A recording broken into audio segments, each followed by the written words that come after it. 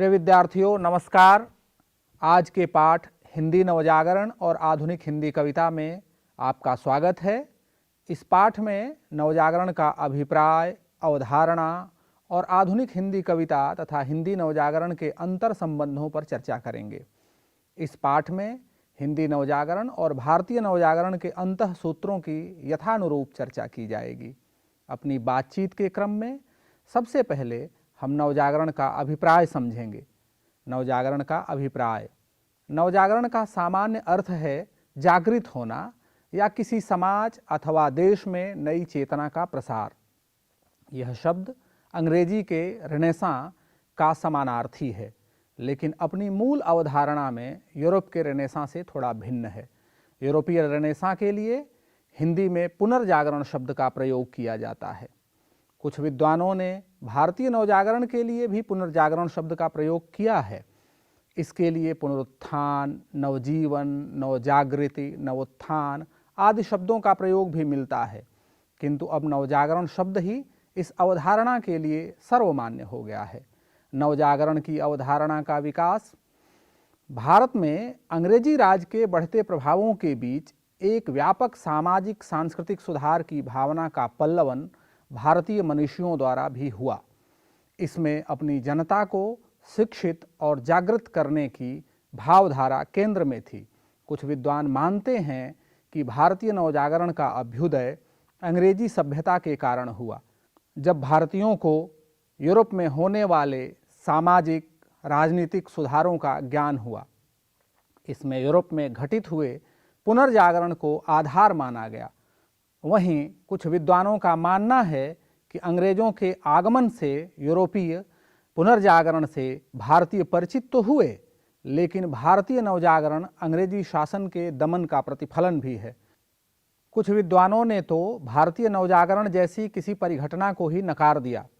हम देखते हैं कि 19वीं शताब्दी में बंगाल से शुरू हुई सामाजिक सुधार की प्रक्रिया धीरे धीरे संपूर्ण भारत में फैल गई। कालांतर में सामाजिक सांस्कृतिक सुधार की प्रक्रिया ने राजनीतिक आकार ग्रहण करना प्रारंभ कर दिया। इस प्रक्रिया पर टिप्पणी करते हुए भारतीय चिंतन परंपरा में के दामोदरन लिखते हैं कि विदेशी उपनिवेशवादियों की लूट खसोट की नीति का एक तात्कालिक परिणाम यह था कि भारत के सामाजिक और सांस्कृतिक जीवन में गतिरोध और पतन का वातावरण पैदा हो गया। आर्थिक शोषण और राजनीतिक अपमान के फलस्वरूप जनता में निराशा और निष्क्रियता छा गई। तो भी ब्रिटिश शासन के विरुद्ध आक्रोश धीरे धीरे बढ़ता रहा और भारत का इतिहास उस मंजिल की ओर अग्रसर हुआ जो भारत की जनता और विदेशी शासकों के बीच संघर्ष की मंजिल थी। अंग्रेजी भाषा और शिक्षा के प्रचार प्रसार के क्रम में अंग्रेजों ने फारसी और संस्कृत समेत समस्त भारतीय भाषाओं में उपलब्ध ज्ञान संपदा का उपहास उड़ाया। यह भारतीय मेधा और मनीषियों के लिए असह्य था, लेकिन तब तक सशक्त हो चुकी अंग्रेजी शासन व्यवस्था के समक्ष अकेला प्रतिकार संभव न था। इसके लिए व्यापक स्तर पर सामाजिक सांस्कृतिक परिवर्तन की आवश्यकता थी। इसकी पहली अलख राजा राम मोहन राय ने बंगाल में जगाई। राजा राम मोहन राय ने आधुनिक चेतना से संपन्न ब्रह्म समाज की नींव डाली। ये धर्म के विरुद्ध नहीं थे, अपितु धर्म के नाम पर प्रचलित रूढ़ियों और अंधविश्वासों के विरुद्ध थे। राजा राम मोहन राय ने सती प्रथा जैसी बर्बर सामाजिक रूढ़ि के विरुद्ध अभियान में देवेंद्रनाथ ठाकुर और केशव चंद्र सेन भी शामिल हो गए। सती प्रथा उन्मूलन के साथ साथ विधवा विवाह तथा स्त्री पुरुष की समानता का भी प्रचार ब्रह्म समाज द्वारा किया गया। राजा राम मोहन राय ने जाति प्रथा को अमानवीय और राष्ट्रीयता विरोधी घोषित किया। इसी प्रकार देश भर में सामाजिक सांस्कृतिक सुधार की प्रक्रिया प्रारंभ हुई। बंगाल के उपरांत महाराष्ट्र में भी नवजागरण की अलख सुनाई पड़ती है। केशव चंद्र सेन के प्रभाव से 1867 ईस्वी में महादेव गोविंद रानाडे ने प्रार्थना समाज की स्थापना की। ये जाति प्रथा के विरोधी तथा स्त्री शिक्षा और अंतरजातीय विवाह के समर्थक थे। महाराष्ट्र के नवजागरण में ज्योतिबा फुले और उनकी पत्नी सावित्रीबाई फुले की भूमिका सर्वाधिक उल्लेखनीय है। बंगाल में डेरोजियो ने यंग बंगाल ग्रुप की स्थापना की, जो सीधे सीधे सभी धार्मिक मान्यताओं को चुनौती देता था। इसी के आधार पर पूना में यंग पूना ग्रुप भी स्थापित हुआ, लेकिन डेरोजियोवादी धारा को बहुत हद तक सामाजिक स्वीकृति नहीं मिल पाई। तत्कालीन पंजाब प्रांत, गुजरात और उत्तर प्रदेश के बड़े हिस्से में आर्य समाज का गहरा प्रभाव था। दयानंद सरस्वती ने 1867 ईस्वी में बंबई में आर्य समाज की नींव डाली। छुआछूत का विरोध, आर्य भाषा का प्रसार और दयानंद एंग्लो वैदिक स्कूल के कारण आर्य समाज ने राष्ट्रीय विचारधारा को उल्लेखनीय ढंग से आगे बढ़ाया। दक्षिण भारत में वीरेश लिंगम और नारायण गुरु का भारतीय नवजागरण में अप्रतिम योगदान है। केरल के नारायण गुरु ऐसा मंदिर चाहते थे जिसमें धर्म, जाति, स्त्री और पुरुष किसी भी प्रकार का कोई भेद न हो। आंध्र प्रदेश के वीरेश लिंगम ने बालिका पाठशालाओं और विधवा आश्रम की स्थापना की। वस्तुतः 19वीं शताब्दी में पूरे भारत में भेदभाव विरोध और समता मूलक समाज की स्थापना के लिए अनेक संस्थाओं की स्थापना की गई। स्वामी विवेकानंद ने रामकृष्ण मिशन की स्थापना की, तो एनी बेसेंट ने थियोसॉफिकल सोसाइटी के माध्यम से इस कार्य को आगे बढ़ाया। भारतीय नवजागरण की एक बुनियादी विशेषता है कि यह रूढ़ियों और अंधविश्वासों का घनघोर विरोधी था, जो धर्म के नाम पर समाज में प्रचलित थीं। किंतु नवजागरण धर्म विरोधी नहीं कहा जा सकता है, क्योंकि इन तमाम सामाजिक सांस्कृतिक सुधारों की अंतःसूत्रता का दायित्व धर्म का ही था। भारतीय जनमानस के भीतर गहरे धंसे धर्म भाव को इन विचारकों ने समझ लिया था, इसलिए वे धर्म की नवीन व्याख्या कर नवजागरण के उद्देश्यों को सफल कर रहे थे। के दामोदरन ने ठीक ही रेखांकित किया है कि 19वीं शताब्दी और 20वीं शताब्दी के आरंभ में सामंतवाद विरोधी और उपनिवेशवाद विरोधी संघर्षों में धर्म ने अत्यंत महत्वपूर्ण भूमिका अदा की। राष्ट्रीय जागरण की अभिव्यक्ति धार्मिक जागरण के प्रतिबिंब के रूप में हुई। प्रारंभिक अवस्था में स्वयं धार्मिक चेतना राष्ट्रीय चेतना का प्रतिबिंब थी। सामाजिक तथा राजनीतिक धारणाएं, जनतांत्रिक तथा देशभक्तिपूर्ण आकांक्षाएं एक श्रेष्ठतर जीवन के लिए आशाएं थीं, जब धार्मिक रूपों में प्रकट हुईं। यह नवजागरण एक ओर पुराने धार्मिक रीति रिवाजों और कर्मकांडों का विरोध करने और दूसरी ओर नई परिस्थितियों के अनुरूप धर्म की नई व्याख्या करने पर आधारित था। यही कारण है कि भारतीय नवजागरण में धर्म से वैसी टकराहट नहीं थी जैसी यूरोपीय पुनर्जागरण में थी। 19वीं सदी में देश भर में हो रहे सामाजिक सांस्कृतिक परिवर्तनों का प्रभाव हिंदी प्रदेशों पर भी पड़ा। इन प्रभावों की चर्चा हम आगे करेंगे। हिंदी नवजागरण की अवधारणा। भारत के अलग अलग प्रांतों में नवजागरण के प्रभावों से हिंदी प्रदेश भी अछूता नहीं था। हिंदी प्रदेश में घटित होते नवजागरण को सैद्धांतिक रूप देने का श्रेय डॉक्टर रामविलास शर्मा को जाता है। रामविलास शर्मा ने हिंदी नवजागरण की प्रवृत्तियों और विशेषताओं का उल्लेख करते हुए इसे भक्तिकालीन लोक जागरण की निरंतरता में स्थापित किया है। इसमें हिंदी जाति की अवधारणा का भी प्रतिपादन डॉक्टर शर्मा ने किया है। हिंदी नवजागरण की बुनियादी विशेषता यह है कि इसका आरंभ राजनीतिक आंदोलन के रूप में होता है। किसी भी समाज अथवा जाति की चेतना का सर्वोत्तम रूप उसकी राजनीतिक चेतना के रूप में दिखाई देता है। यही कारण है कि डॉक्टर रामविलास शर्मा ने 1857 के प्रथम स्वाधीनता संग्राम को हिंदी नवजागरण की पहली मंजिल माना है। फिर दूसरी मंजिल के रूप में भारतेंदु युग, तीसरी मंजिल के रूप में द्विवेदी युग और क्रमशः उसी विकास क्रम में वे प्रेमचंद और छायावादी कवियों को मानते हैं। उनकी इन स्थापनाओं को समझने के लिए सन 57 की राज्य क्रांति और मार्क्सवाद, भारतेंदु हरिश्चंद्र और हिंदी नवजागरण की समस्याएं, हिंदी नवजागरण और महावीर प्रसाद द्विवेदी, भारतीय नवजागरण और यूरोप जैसी पुस्तकों का अध्ययन किया जा सकता है। डॉक्टर शर्मा की 1857 को लेकर दी गई स्थापनाएं उन तमाम इतिहासकारों और विद्वानों के मतों का खंडन करती हैं जिनमें 1857 को बलवा, सिपाही विद्रोह और गदर आदि नाम दिए गए। तमाम भ्रमपूर्ण और कल्पित धारणाओं के बरक्स डॉक्टर शर्मा ने 1857 को राज्य क्रांति कहा है। इसका आशय है कि भारत में नेशन स्टेट की धारणा बलवती हो रही थी और राष्ट्रीय चेतना का विस्तार हो रहा था। कुछ आलोचक बंगाल और हिंदी प्रदेश के बीच नवजागरण जैसी कोई कड़ी नहीं देखते हैं। यहाँ यह तथ्य स्पष्ट कर देना आवश्यक है कि 1857 के वीर सेनानी कुंवर सिंह के छोटे भाई अमर सिंह पर बांग्ला में अमर सिंह शीर्षक से नागेंद्रनाथ गुप्त ने उपन्यास लिखा था, जिसका अनुवाद प्रताप नारायण मिश्र ने हिंदी में किया। साथ ही भारतेंदु और ईश्वरचंद विद्यासागर के संबंधों की मधुरता भी इसका प्रमाण है।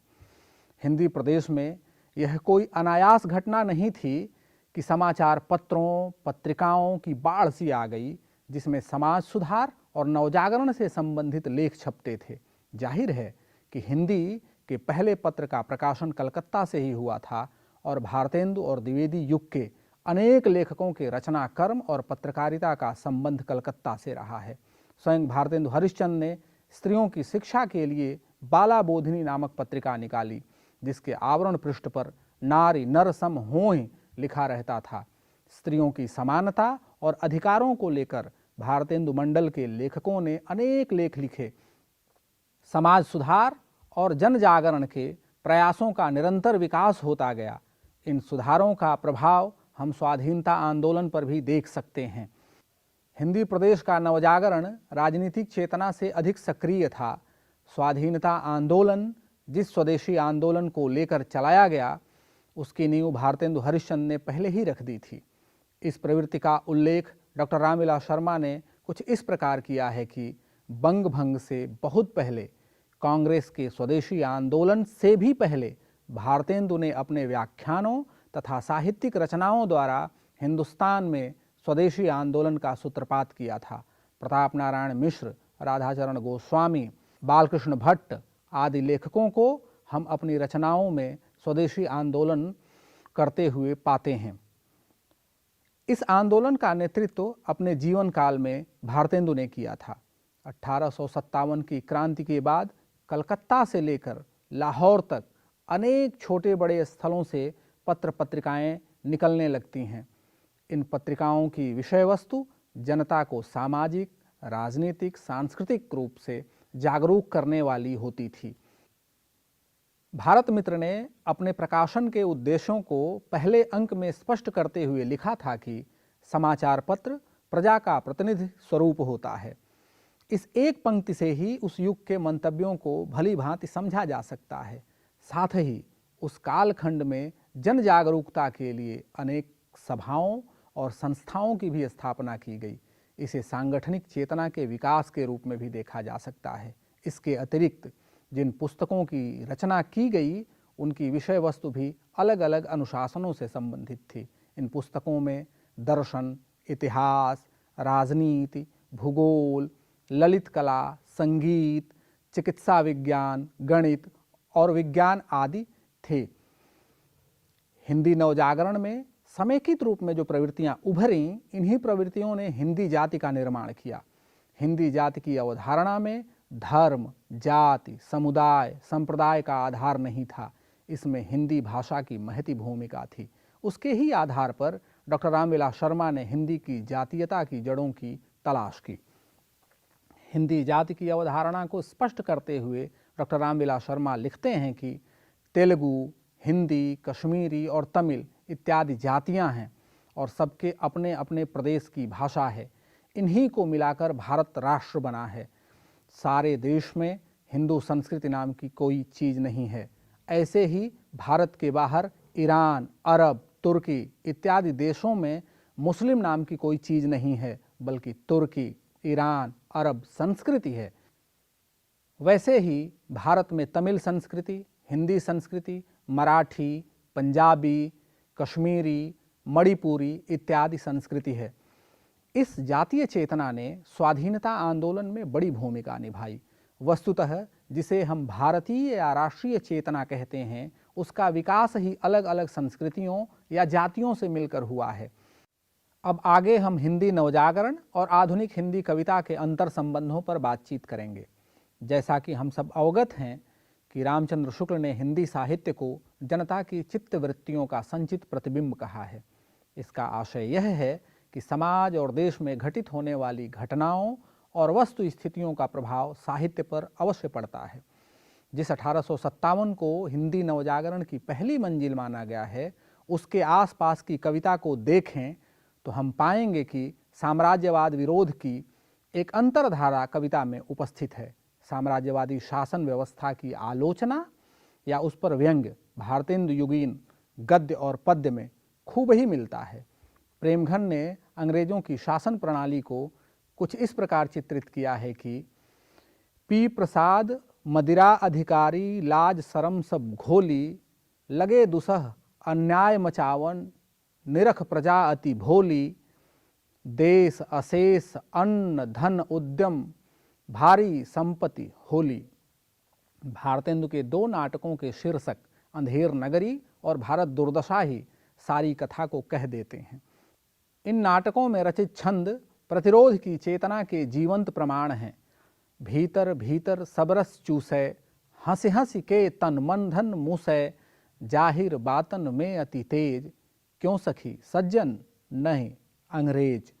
साम्राज्यवाद विरोध की नवजागरण से प्राप्त चेतना का क्रमिक विकास आधुनिक हिंदी कविता में होता गया। यही कारण है कि 1857 की छाया और उसका गौरवबोध सुभद्रा कुमारी चौहान के यहाँ प्रकट होता है। सुभद्रा जी ने 1857 की वीरांगना लक्ष्मीबाई को बहुत गौरव के साथ याद किया है। चमक उठी सन 57 में वह तलवार पुरानी थी, बुंदेले हर बोलों के मुँह हमने सुनी कहानी थी, खूब लड़ी मर्दानी वह तो झांसी वाली रानी थी। नवजागरण से उभरी राष्ट्रीय चेतना के कारण ही स्वतंत्रता प्राप्ति का भाव जागृत हुआ। माखनलाल चतुर्वेदी पुष्प की अभिलाषा में अपने युग की अभिलाषा को व्यक्त कर रहे थे और तब मातृभूमि पर शीश चढ़ाने का भाव प्रबल हो रहा था। हम देखते हैं कि जैसे जैसे स्वाधीनता संग्राम प्रबल हो गया, वैसे वैसे हिंदी कविता में राष्ट्रीय चेतना अभिव्यक्ति पाने लगी। जयशंकर प्रसाद का यह प्रसिद्ध गीत भला कौन भूल सकता है, जिसमें हमारी नवजागरण कालीन चेतना का चरमोत्कर्ष दिखाई पड़ता है। गीत इस प्रकार है। हिमाद्रि तुंग श्रृंग से प्रबुद्ध शुद्ध भारती, स्वयं प्रभा समुज्ज्वला स्वतंत्रता पुकारती, अमर्त्य वीर पुत्र हो दृढ़ प्रतिज्ञ सोच लो, प्रशस्त पुण्य पंथ है बढ़े चलो बढ़े चलो। हिंदी नवजागरण की चौथी मंजिल तक आते आते संपूर्ण भारतीय जनमानस के भीतर स्वाधीनता की भावना एक निश्चित प्रतिज्ञा में बदलने लगी। हिंदी प्रदेश में जन जागृति और सामाजिक सुधार के प्रयत्नों का सुपरिणाम था कि हमारे कवि सब कुछ में नए की कामना करने लगे। छायावाद की कविता में नव शब्द बारंबार आता है। निराला ने ज्ञान की अधिष्ठात्री देवी सरस्वती का आलंबन लेकर राष्ट्र की स्वतंत्रता और नवीनता की कामना की है। वरदे वीणा वादिनी वरदे, प्रिय स्वतंत्र रव अमृत मंत्र नव भारत में भर दे। काट अंध उर के बंधन अस्तर, बहा जननी ज्योतिर्मय निर्झर, कलुष भेद तम हर प्रकाश भर, जगमग जग कर दे। नवगति नवलय ताल छंद नव, नवल कंठ नव जलद मंद्र रव, नव भव के नव विहग वृंद को, नव पर नव स्वर दे। यह कविता नवजागरण के मूल्यों का अक्षरशः पालन करती है। अंधकार और बंधन, कलुष और भेदभाव रूपी अंधेरे को समाप्त कर ज्ञान ज्योति की मनोकामना करती है तथा सब कुछ नया, ध्वनि संगीत गति लय की चाहत विद्यमान है। इस नव की उपस्थिति से ही भारती जय विजय करे का भाव भी अभिव्यक्त होता है। जिस भाषा को अंग्रेजी साम्राज्यवाद ने ज्ञान के लिए उपयुक्त नहीं पाया था, उसमें ज्ञान राशि का कोष बनने लगा। जिस खड़ी बोली में खड़खड़ाहट थी, वह प्रीतिकर और कर्णप्रिय हो गई। नवजागरण की प्रक्रिया ने कई भ्रमपूर्ण तर्कों और परिस्थितियों का निराकरण करते हुए असंभव को संभव बनाया। नवजागरण के कारण ही भारतेंदु युग से कविता की कई शाखाएं और प्रवृत्तियां संचालित होने लगीं और इन सब प्रवृत्तियों में एक तथ्य समान रूप से विद्यमान था और वह था साम्राज्यवाद और अंग्रेजी शासन का विरोध। और आज के इस पाठ का निष्कर्ष भी यही है। अगले पाठ में हम फिर मिलेंगे। नमस्कार।